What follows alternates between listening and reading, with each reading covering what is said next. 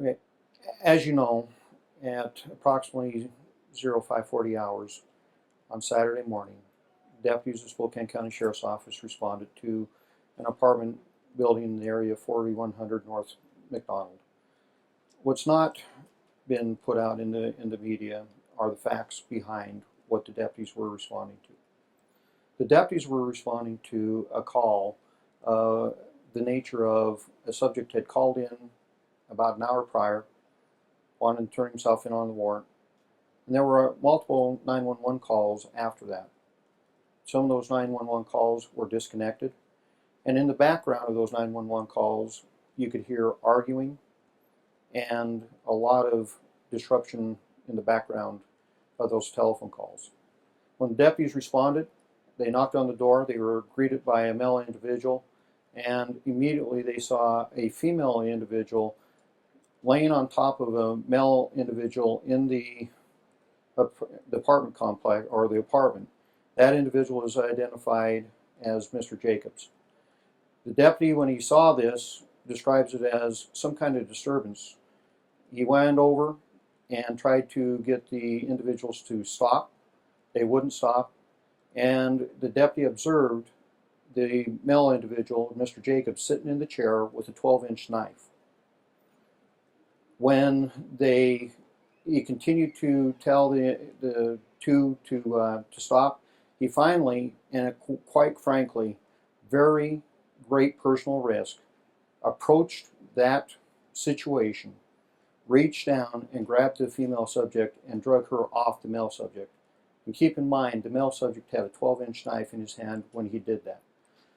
Deputy Kiehn had not drawn his service weapon at that point, and the reason he didn't draw his service weapon at that point was because he didn't feel comfortable with the background being the fact that Mr. Jacobs and the female subject were that close together.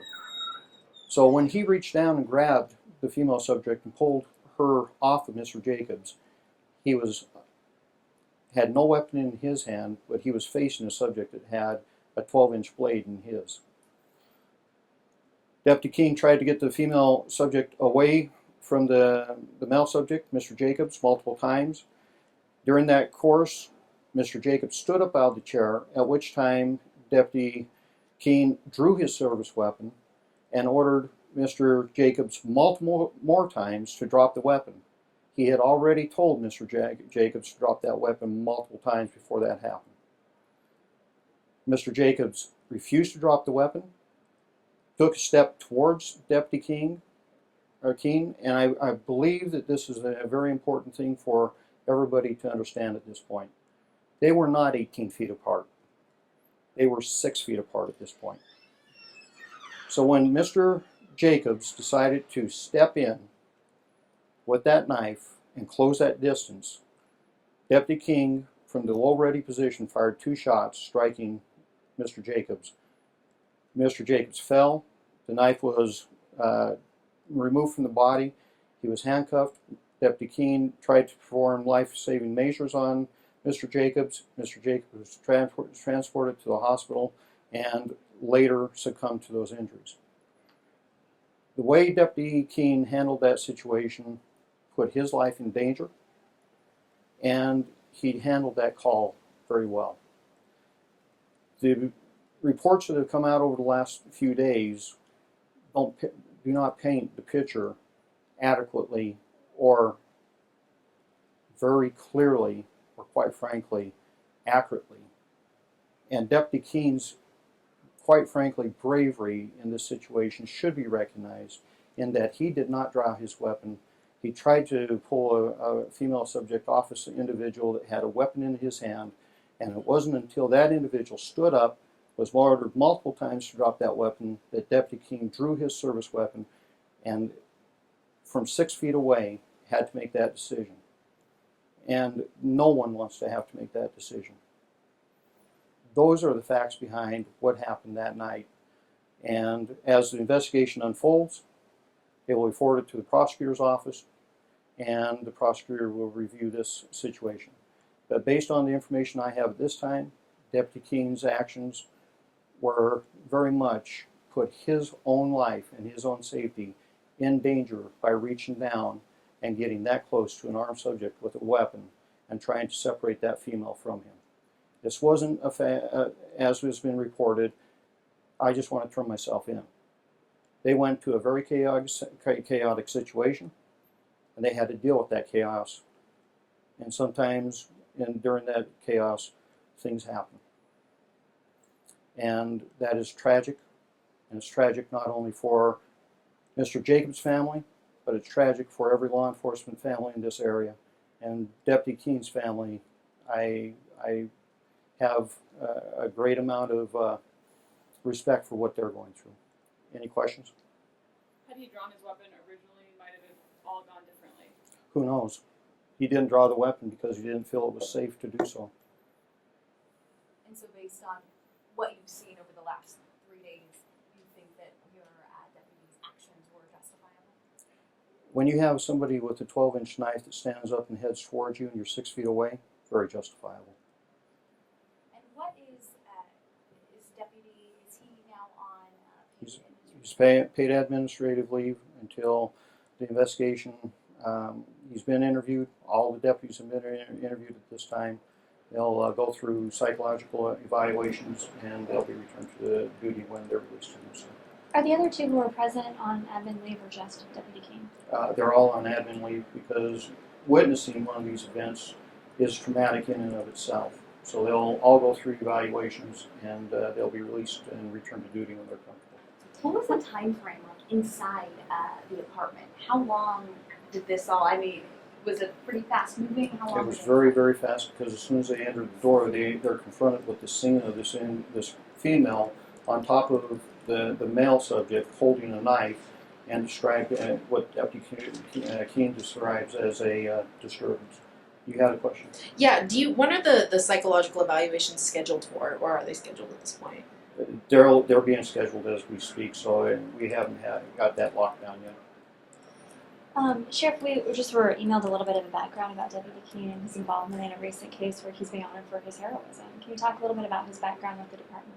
Deputy Kiehn is a very trusted member of this agency. He's a field training officer. Quite frankly, field training officer is probably one of the most important positions of an agency because they set the tone for the entire agency. He trains young deputies on how to properly represent this agency and serve the public, and he's done a great job at that. The incident that you referenced to roughly about a month ago, there was an individual trapped in a vehicle. The vehicle was on fire, and Deputy Kiehn, at great personal risk again, attempted to save that individual's life by using his fire extinguisher right at the source of the fire to try to keep the fire from burning the individual trapped in the car. Any indication what the fight was about that the two people were having? We really have no idea what the disturbance was.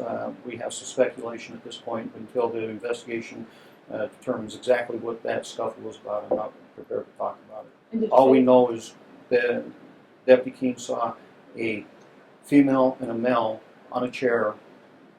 Looks like they're struggling, and one has a 12-inch knife. Did you say who placed the 911 calls? The CAD does. I don't have that based on memory, but if you file a public disclosure request, we can get you CAD instant. So is there any truth to the fact that he was going to turn himself in? Because that's what SPD sent out on Saturday. That's what the original call came in, and there were multiple calls that night in reference to Mr. Jacobs calling and saying he would like to turn himself in. This particular call was in response to a 911 call, and there was argument and people yelling in the background. Phone was disconnected. 911 called back in. More yelling, more arguing in the background. So that's the information that the deputies had as they approached that particular apartment. And there were just two people inside that apartment? There were multiple people inside that apartment. You had several two male subjects, two female subjects, and some children inside the apartment. So the deputies had to deal with a multitude of individuals within that confined space, and at the same time seeing what looked like to be two of them engaged in a struggle with one holding a knife. Were the children present and watching this as this all unfolded? From what I understand, the children were in the back bedroom. How many children were there? I don't know. Are they his children? I couldn't answer that. I don't know. Sheriff, is one of the reasons that you want to speak out because the family has been so vocal, or No, I think that the deputies deserve to have their side of this story put out, and they do. This is something that none of them want to do. You don't go to work with the intention of ever taking a human life. And it is troubling to all law enforcement in the Spokane area that when one of these situations happen, it's automatically some people jump to the conclusion that something went wrong. No one wants to wait till the facts come out. And the deputies deserve better than that. So what are you doing to reconcile these two reports then? Obviously today, but what the family has been saying has been so dramatically different. We have a vast amount of inconsistent stories that came out from the family witness members. From the time that they were contacted by the original responding deputies to the interviews to what they put out in the media. I, again, feel for the family and their loss. And when you're going through the grief stages, this might be expected. Now, it was mentioned that he had attempted to turn himself into Spokane County Jail a few times. Is that true? Have you been able to I have no clarify idea. that? Okay. No information about that at all. All I have is the 911 calls and the CAD response in front of me. Any other questions? If not, thank you.